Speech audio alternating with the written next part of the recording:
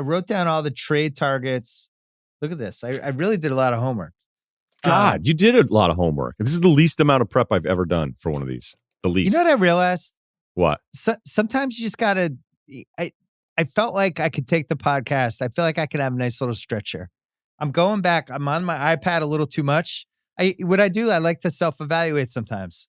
I wasn't taking notes enough.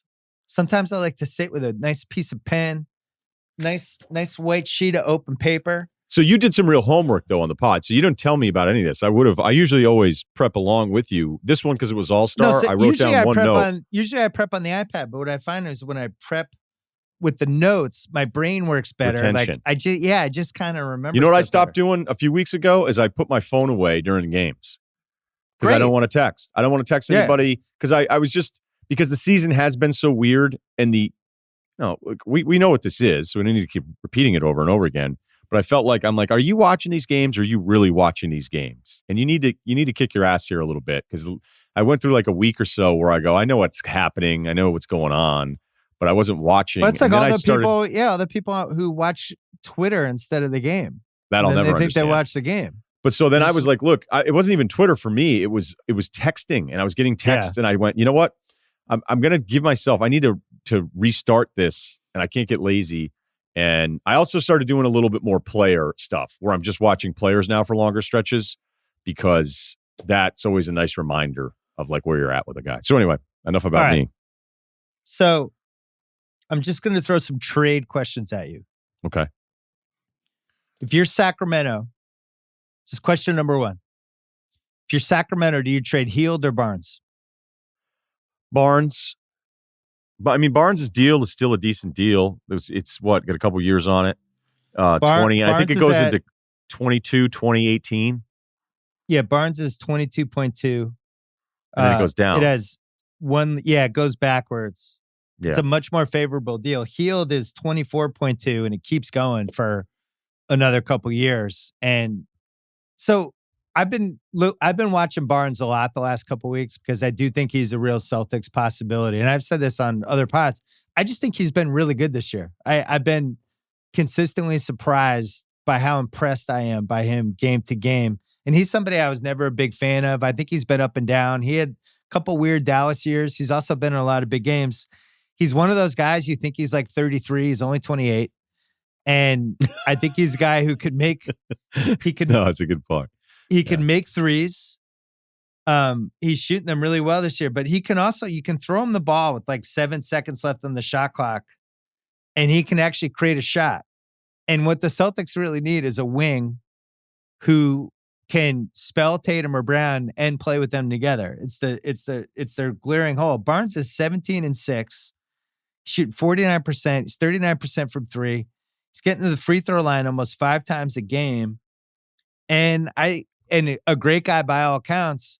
If I'm Sacramento, I'd rather keep him and trade Buddy and play Halliburton more. And I think Buddy would have real value.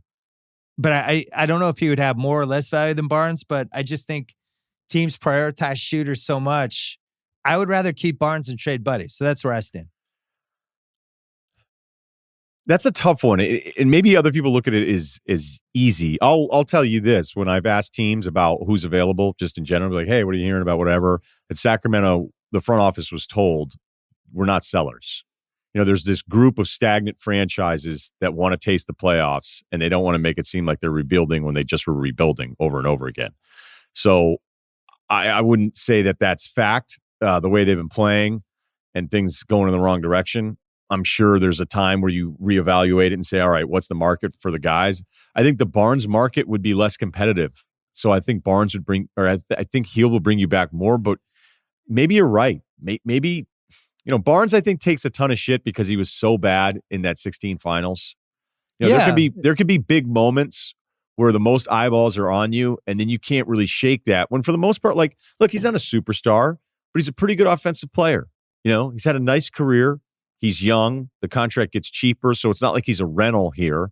So I would have to think for a decent first, you could probably get it done. But I'm sure Sacramento, if they're saying no, it'll start with, hey, we need a young player and a pick too, on top of everything else. But Barnes might actually be a better fit to get Hield out of the Fox Halliburton rotation to stay in Sacramento. Yeah. That's how I feel. So Buddy Hield, he's having a weird year. He's taking 14 shots a game. 10.3 of them are threes. He's a 38% three-point shooter. He's high volume. He's basically just all he wants to do is shoot threes, which is fine. I actually think there would be more valuable teams for him to be on for what his specific skill set is, right? It's just real expensive. Right.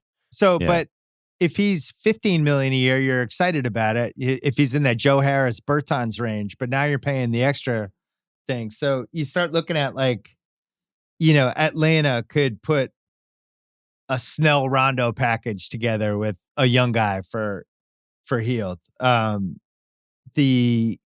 Charlotte could get Zeller and Biyombo, whatever. Not that they need. Wait a minute, Buddy wasn't that bad. It was 494. So he's at 20.2 and 18.3, and then he's unrestricted again here in 2 years.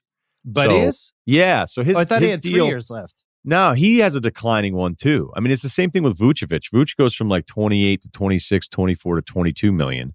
But let me throw this trade at you. All right. Danny Green and the Mike Scott and Maxey. Okay. I was wondering if you're going to put a player in there that I'd want. And let's say a future conditional first for Buddy. And you put him on that Sixers team. And now I can space the floor with Seth Curry, Buddy. Now Simmons is my only non-shooter out there with Embiid and Harris, and that's a really tough team to guard. I like it. I actually do, because you're putting another shooter out there, and I look, Danny Green. It's going in the direction that you'd expect. I mean, Danny Green's been in the league a long time. He's done some great things, but the counter, if you're the Kings, they're like, why do I want Maxey? I have Halliburton and I have Fox. No thanks. I would just rather have the rookie contract. I don't care about the other pieces of it. But, again, some of these owners go, I thought we were just rebuilding, and now we're doing it again. Even if it's a better basketball decision, they just have a hard time with it. So when I heard that thing, and look, by the time I hear it, it can be outdated, where it was like, hey, Sacramento's supposedly not. They're telling front office, we're not trading. I'm not predicting that. I mean, the trade deadline's the 25th. I mean, we're still talking, 2 weeks? If Sacramento it would actually be malpractice if they didn't make some trades. Exactly. Dallas is another one. And Dallas has that weird thing with the Porzingis picks that makes it hard for them to trade picks. But they have the James Johnson Boban expirings that basically add up to $20 million. You could put in Josh Green, their first rounder that they took last year, and basically say, cool, we'll take Buddy Hield off your hands. I do think it makes more sense for them to trade him. Selfishly, I hope they trade Harrison Barnes because I think he would really help the Celtics. So, all right, that's our first one. Second one, Al Horford. So, if you're Chicago, Charlotte, or the Knicks, you have a legitimate chance to be like a 6 seed. You might even be able to skip the play-in teams and just go right to the playoffs where you're locked in. If you're the Bulls, you have an all-star who can go mano-a-mano with people at the end of games. You have the Otto Porter expiring. You have a bunch of young players. Al Horford's been playing pretty well in OKC this year. Billy Donovan history, obviously. Could teach Wendell Carter a few tricks. That's a possibility. Or the Knicks. It gets a little tougher with Charlotte because I think they would have trouble adding up to the thing. But if the Bulls got Al Horford, and let's say they gave up Otto Porter and conditional first-round pick where it's like top 10 protected this year or whatever, would that be worth it if you're the Bulls? Would it be worth it to actually try to be a good team this year? They're another one of those teams, although I wouldn't say they're as stale as say, a team like Sacramento. But they're fun. They're a lot of fun to watch. I've been more of a Zach fan this year than ever before, and it's pretty obvious why. And Kobe White's been a lot of fun for them too. And this is without marketing. And there's still some Wendell Carter moments there, which is funny because I think he projected to be kind of like an Al Horford type, even though I liked Horford better than Carter coming out of the draft. Yeah. But he just did some of these really smart things at Duke in a limited amount of time there that you're like, oh, wow, this guy really sees the game. He's a smart player at such a young age. And, it hasn't really happened the way, you would hope if you were a Bulls fan. The problem with Al is that it's still $27 million next year. And then it's partially guaranteed. Right, but you're still going to be on the hook for $14.5 million when he turns 37, I think. So, Let's say you could. That's a lot. It'd be one thing if it's a rental and expiring or something like that. But that's a lot, man. That's a lot of money for him, even in a slightly better version of him than a ridiculously miscast role with the Sixers. What if I didn't even have to give up a first? OKC's like, we just want to get out of his contract. Give us Porter in a second, and we're good. We'll call it in. You never know with Presti. I mean, look, he pulls that deal off where they take on Paul as if they're taking back the damaged asset, and then he's able to flip Paul for assets because Paul ended up being a better player than Westbrook was. So he might say, hey, why do I want to trade Horford now? If I have him next year, it's the 1 year plus the partial guarantee, which is still, again, $14.5 million. I mean, we're talking about somebody how quickly. It's a nice reminder, Bill, how often we're like, this is the worst contract. This is one of the 3 worst contracts, the most untradeable contract. And then the guy gets traded and might get traded again here. Where some teams might be looking at Horford, watching him going, he's doing a pretty good job with that young group. Like he could come in here and help us. So I don't think you're totally off. I think the Bulls part of it makes sense. I just don't think he moves great anymore, though. And I'm probably as big a Horford defender nationally as anybody. I mean, have you watched enough of the Thunder where I don't know, is he worth $27 million next year to have on a roster? The case for him is he's a rotation guy, great clubhouse guy. Sure. Somebody who can play at the end of games. You know what he is, what he can do. If for Donovan, that's a great guy to have in your team. And if you feel like we actually have a good team with a lot of young talent, it would be nice to have a guy like this on our team. We don't really have anyone like this. That would be the case. Speaking of old, overpaid guys, older, does Kevin Love have trade value for you? Unbelievable question. Forever the market on Love, people would call Cleveland. Cleveland would expect an asset, and the team was like, no, we're doing you the favor because you guys signed him to a stupid extension. And that was the disconnect. And that's why he was never moved. And I think why Cleveland kind of liked having a guy that was connected to that championship run with all these other young players, and you have to pay somebody. I don't even think about him as a player anymore. And I'm not saying that like as an insult, but it's just been so, you know what I mean? Like I don't even think about it anymore. And the thing is there's no way there's not some healthy version of him that's not still helpful to a good team, right? So let's say San Antonio calls Cleveland and says, we have Aldridge's expiring. He's kind of luggage at this point. We'll just trade him. You get out of the next 2 years of Kevin Love's contract. Give us Kevin Love. We're throwing in nothing else. I think they're going to want a piece. Seriously. Really? That's what it was on him forever. And I don't know that anybody be in a hurry to take on $60 million the next 2 years from him, but that's what teams would say about it. When there was 3+ years left on the deal going, hey, what's the Kevin Love thing? And they'd be like, well, hey, make us an offer. We want a piece. I mean, I understand it's part of the negotiation, but I don't even think of him as a part of that group moving forward. I keep thinking about the guards and Can I read you his games played the last couple of years? 2018, 59. 2019, 21. 2020 played 56. I guess it was a shortened season. This year he's played 2. I can't imagine they think they're getting an asset for a guy with that kind of salary. To me, if I'm Cleveland, like, why wouldn't I want to get out of that contract? Great. Give me a get out of jail free card. I want to build around Jared Allen and my guards anyway, and Okoro, and one more good draft pick. Kevin Love doesn't help me in any way, shape, or form. Look, I would think so, but think about him on the Spurs. Put him in the Aldridge spot on the Spurs if he's got something left in the tank on that Spurs team. How they would use him gets pretty interesting. Is he what, 32? He'll be 33. Yeah. I guess everybody that's 32 would be 33 at some point. My next question for you. Should Toronto trade Kyle Lowry?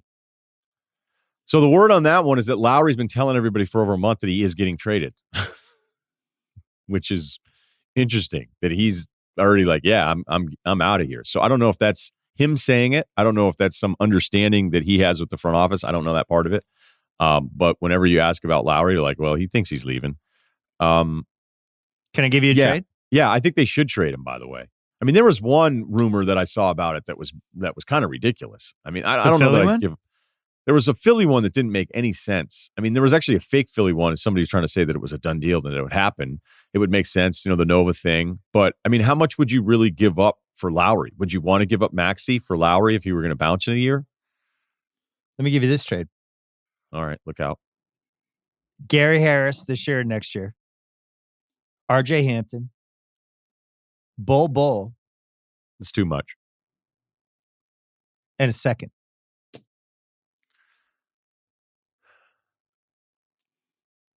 Where are you with Gary Harris?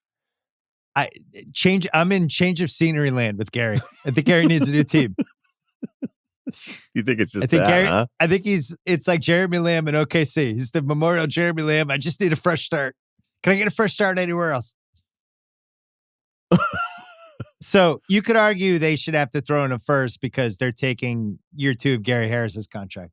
I think Denver needs to do something, and this is why I didn't want to cross them off of my title contender list, because they do have a package to get one more good guy. And FYI, like Lowry is like fucking perfect for them. Like you just draw somebody up in thin air. That's exactly what they need. Like that third guy who's gonna be like, hey Jamal, can you fucking show up tonight? I'm trying to win the title here. I want to win a title on 2 teams. Let's go. You know, I think he'd play well with Jokic. I just like. What do you have Harris's contract at? Because I have him. I have him this year, next year. Yeah, this year and next year. Okay, yeah. All right. Yeah, I mean that kid made some money. He's made $84 million over this run. I was arguing with somebody about him. I'm like, look, that's just too much to pay for a defensive specialist. I mean, Gary Harris did not turn into the person that they expected him to be when they gave him $84 million. It happens. But he's so removed offensively, and he missed time again this year. So I don't know if he's ever going to be something you'd want there. The thing I love about Lowry is, like, look what he's done with Van Vliet. Look how he's fit in. And for all the Lowry stuff that drives me crazy, and I'm justified, because there's a part of it, like, hey, if everybody played like Lowry, it'd be like if everybody wanted to go 100 miles an hour, there'd be some problems. And if everybody wanted to play the game like Lowry, it would get really annoying. But the positive part of Lowry is that he is as good with the ball as he is off the ball. And he's perfect at understanding, like, moment stuff that point guards used to always have. Like, where a point guard would go, okay, I need to get mine. We've screwed up the last 3 times down. Or I need to get this big guy involved because he's lagging a bit defensively. Let me make him feel better about himself. Okay, this guy hasn't hit a shot. He missed the last one. I'm going right back to him. Lowry gets that stuff like a traditional point guard better than a lot of guys in the league. And because he's so good off the ball, I think he could help out anybody. And even though he'd had those awful playoff stretches, which were legitimate concerns about him, it just feels like he's at a point in his career and age where, you know, I don't know that all of a sudden now, like, he would revert back to this guy that we saw there for a bunch of years where you're like, man, this guy can't hit a shot. So, well, then the other piece you left out was he's such a competitive playoff guy and does so many fucking annoying things. Going against him I had like, no, I didn't leave that out. I had like PTSD after playing against him for 2 weeks, all the fucking shit he does. And I think if you put him on a real team like Denver, Miami, or whatever, like you always talk about, like, oh, could this guy swing it? Like, it's like Buddy Hield and it's Harrison Barnes, things like that. Lowry can completely change the character of your team. Like, if he goes to Denver, he might literally change what their team's destiny is by the shit he does game to game. I really think they need somebody like that. So yeah, and if you're going to be a guard, you can't be a ball dominant guard and screw up the Jokic part of it. No, because that's, Jokic this year is so much fun, and his understanding, his brilliance is also selfish in a way where he'll go, oh, okay, so this is what we're doing. It was like the Canner game that they had a few weeks ago. He's like, Canner's going to have to defend me. They don't have anybody else. He had 28 shot attempts with a couple minutes to go in the third quarter because he knew he had Canner on him. Whereas there's another game where he'll take like 9 shots because he goes, I'm going to get somebody else going here. So, look, Denver needs to defend better. For anything for this to happen, Denver needs to defend better. And then I think some of that.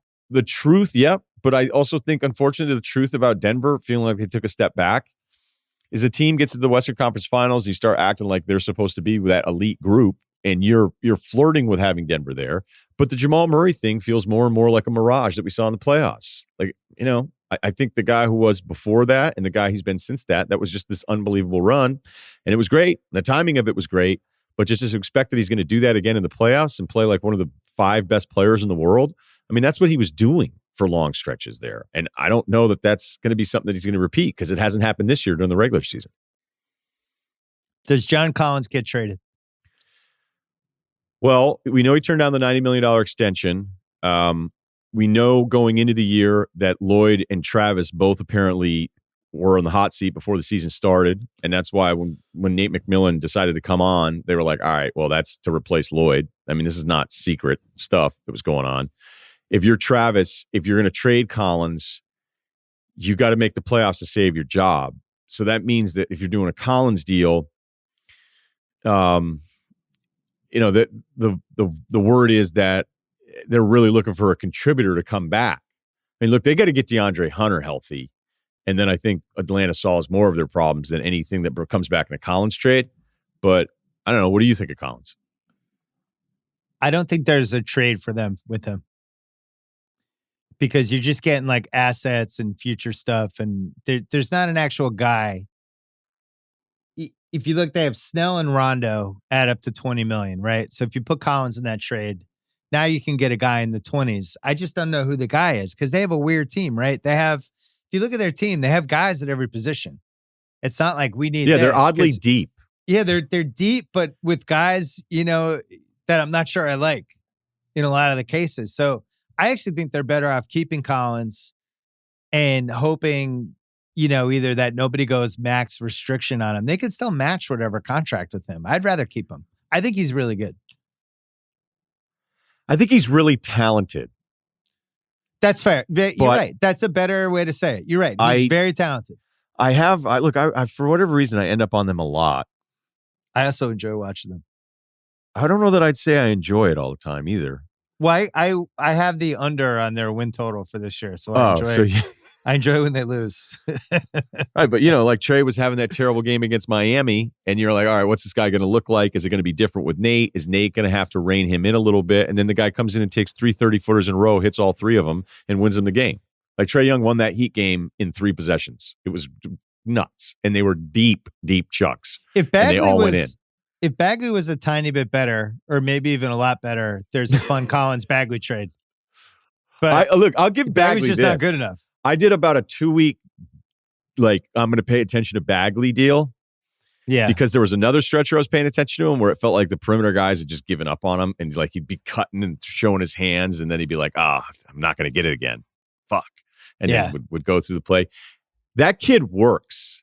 Like I'm not talking about off the court. I don't know what his deal is. I've heard he's a good kid, but it's not working out clearly. But he's not giving up out there. I'll give him. I agree. Like there's a positive Bagley spin that if you bring him in somewhere, like it looks like he cares and he's trying to fix this thing before it totally goes off the rails. Now I wouldn't bet on him all of a sudden being like this really underrated guy that's actually like really, really good or anything like that, because there haven't been enough positives. But one of the positives is that I do like his attitude, and I think he's trying his ass off to try to figure out a way to make this work. It just doesn't fit with what's going on. Yeah, and doesn't Julius Randle's success with the Knicks this year make you think differently of guys like Bagley? I've always liked Julius. Look, I argued Julius over Marcus Smart, and I was wrong, and I don't know that I'm right again, but whatever. But he was somebody who was never in the right situation and had a lot of bad luck, and 6 years went by.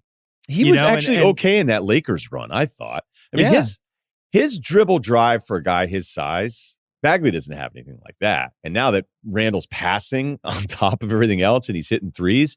But back to your Collins thing, he puts up really good numbers.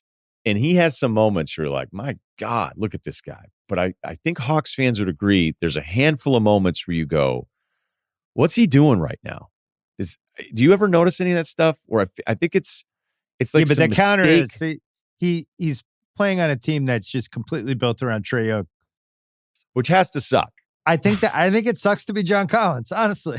Well, Collins already did it. He's got to be like, imagine if I had a real point guard, I would be having so much fun right now. Like a real point guard who like actually cared about him and watered the plant and was like, I've got to make John Collins awesome tonight. He doesn't have that. No. Now the Hawks fans are going to be like, oh, you're saying Trae Young's not a real point guard. I mean a point guard in the sense like the true point guards. Right, which there aren't many of, but plants. This is right. But they're plant waterers. Yeah, we already covered this on the Lowry thing. But look, anybody's ever played any level of anything anywhere No, and I don't want to do a big Trey thing about this because he's been we've covered it. But we've covered this. Look, John Collins himself, it got out that he complained to Trey about the way he played. All right. And I'm not even sure whose side I wanted to take in that, by the way, despite some of my criticisms of Trey, which clearly were true. And, we're down to we're on coach number 2. And we'll see if it ends up looking any different. But there's something to, even as talented as Trey is, there's something to be like, hey, I want to reward you guys a little bit more. But then people just say, oh, well, look at the assist numbers. You're like, okay, well, we're talking about somebody who has the ball in his hands as much as any 3 players in the league. Chris Paul is a good example of this, right? Best example. He, despite some obvious limitations with our friend DeAndre Ayton. That's another thing I'm monitoring. Chris is bound and determined to turn him into the kind of big man that he wants to play with. Ayton's not there. No. But Chris is really trying to make it happen, and he's put sincere thought into it each game. This is a subplot that he is monitoring, that he really cares about. And if it's ever going to happen for DeAndre Ayton, Chris is going to help make this happen. I know you have a lot of thoughts on this. I'm just saying John Collins is not playing with somebody who's going to the stadium that night going, I'm going to put some real thought into John Collins today. I'm really going to unleash John. He hasn't played with that guy yet. No, but that's why I'm interested to see what his next 2-3 years look like. Right. But there's also the part with Trey, because his whole life he's had to tell people, like, all right, you're going to, I understand. I understand Trey's approach to everything, and I get it. And as I've watched him grow in certain areas, so I don't blame him for being like, fuck this, I'm taking over, because everybody's doubted me forever, and now look at me. I make the All-Star team last year, and all that stuff. But yeah, I think there's just moments where the other guys on the team, I mean, I said this, it's better than it was. I mean, dude, during his rookie year, it was bad. Like, I could see it towards the end of the year. Like, if it was a miss and there was a few possessions, the other guy would bring the ball up the court and not get it back to Trey.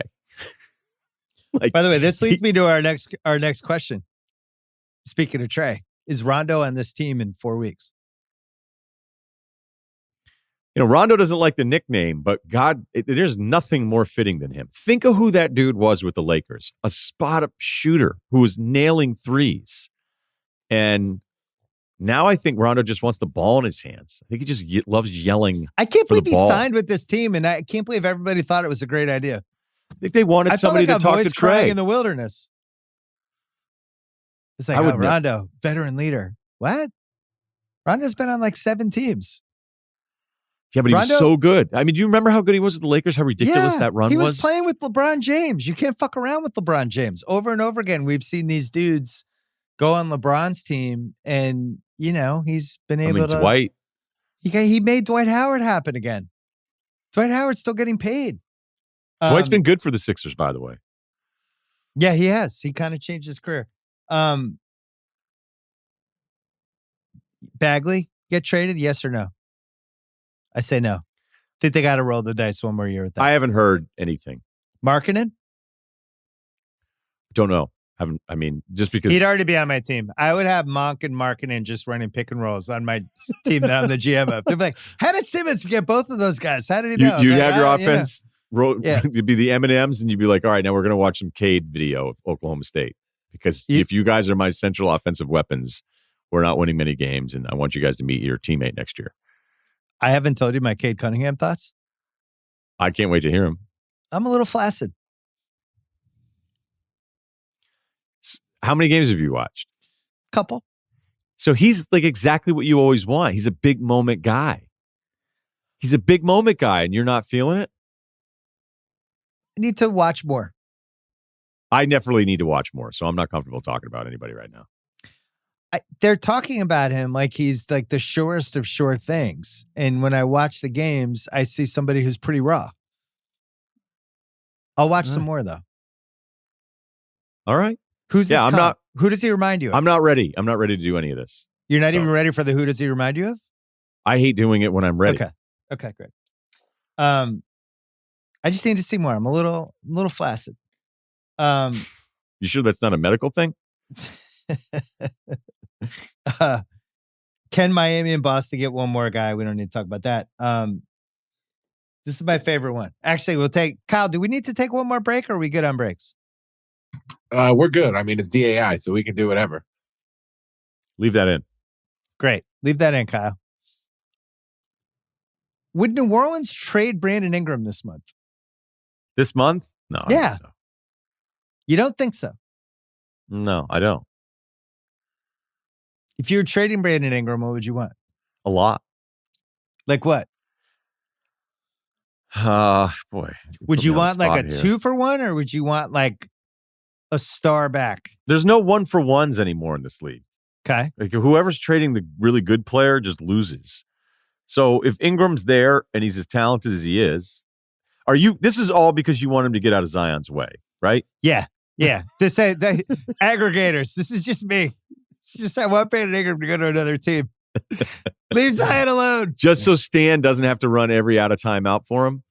I think Stan's afraid of Ingram. That's the only acceptable answer. There appears to be a lot of it's still Ingram's team moments where it's like I'm with Ingram's you never on the won Zion anything. thing. He's a career loser. Well, I wouldn't go that far. I think Ingram's a really good player. All right. But there seems to be a what team playoff hierarchy game has he played thing. in? Okay, fine. But I mean, it's not like he's a 10-year loser. Like, I need you to really be a loser before I'm ready to write you off as a loser. I'm not saying he's a loser like I'm calling this person I met at the coffee shop a loser. I'm just saying as an NBA career, he is lost. He's been on losing teams every single year. Correct.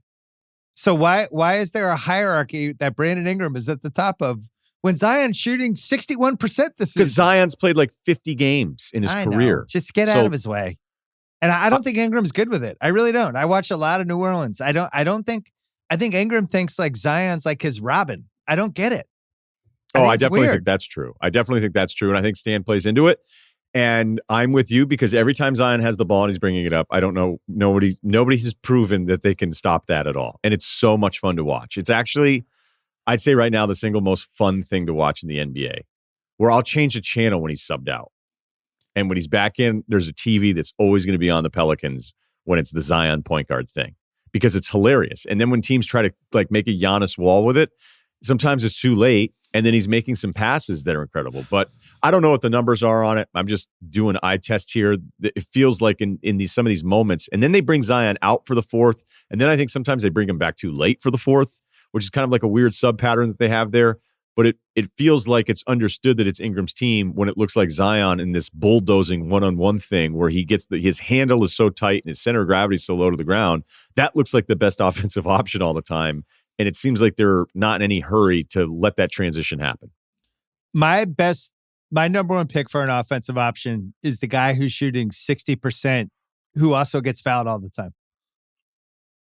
Call me nuts. I did the math. And when he gets fouled, he doesn't even look like he gets fouled. Like he clearly gets math. Yeah, I did the math. That usually is more effective than option B. The 60% shooter who also gets fouled. Are you talking down Ingram, though, just to make your Zion point stronger? Because I don't really want I think Ingram's all right, good. Because I'm not ready to start. I just don't Ingram. understand how anybody could watch these Zion games and go, "Yep, it's still Ingram's team."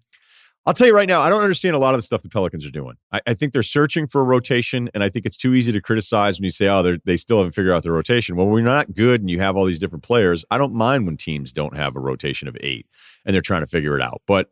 They've had some closing moments with Bledsoe when I'm like, I think Hart should be out there more. Hart's on my Hart and Bruce Brown are on my all-time my 2020 to 21 league pass favorites. Right, Bruce but Brown's the MVP. Hart's been way up there though. Then they'll do a thing where they take Adams out and then go with Melly to try to finish small. And then Melly doesn't play the next game. Yeah, and then Alexander Walker will be the guy for a little bit. And now they're on the Kyra Lewis thing where Kyra is showing you what he showed in college. That he can get by guys, but he's totally lost defensively. I mean, Miami had this back cut stretch where they were just opening out 5 out and they would have like somebody set a screen at like the break point and then somebody would just run behind that. And it was just layup lines. Like guys, no one would ever help or switch. Kyra got caught in a couple, to be expected. I mean, he's halfway through his rookie year. But they're trying a bunch of different things there, and I don't always get it. But maybe that's what happens when they were number 1 in offense and number 1 on defense in February. Do you know that? Or excuse me, let me rephrase that because that would have meant they were good. They were number 1 on offense and number 30 on defense in February. Sorry. Makes sense. Well, leads me to my question. Brandon Ingram, good player. What position is he and what position is he if I'm a finals team? Is he 4? I think he's good enough to handle. So could he be Durant? But Durant could defend. I don't think Ingram's a good defender at all. That whole team stinks on defense. I'm throwing this trade at you. This would be my last fake trade I'd throw at you. I don't think this trade will happen. I just think it's a good trade. I really like it. Ingram to Sacramento for Halliburton and Barnes. Who says no? Kyle, you might have to queue up the video player for that one. Probably the Pelicans. Yeah. But not definitely the Pelicans. No, probably, yeah. I mean, Ingram's ceiling and who he is. I mean, Halliburton's been a hell of a nice player, but it feels like it's a Halliburton for Ingram trade. And I know you love Halliburton, and he's so much fun because he's just so smart and he does those. Barnes too. I liked rejuvenated Barnes. Yeah, I'm not doing that if I'm the Pelicans. I got to do better. I'm probably not either. I want to pick too. I'm asking for the Kings' first round pick as well. Then that becomes more interesting.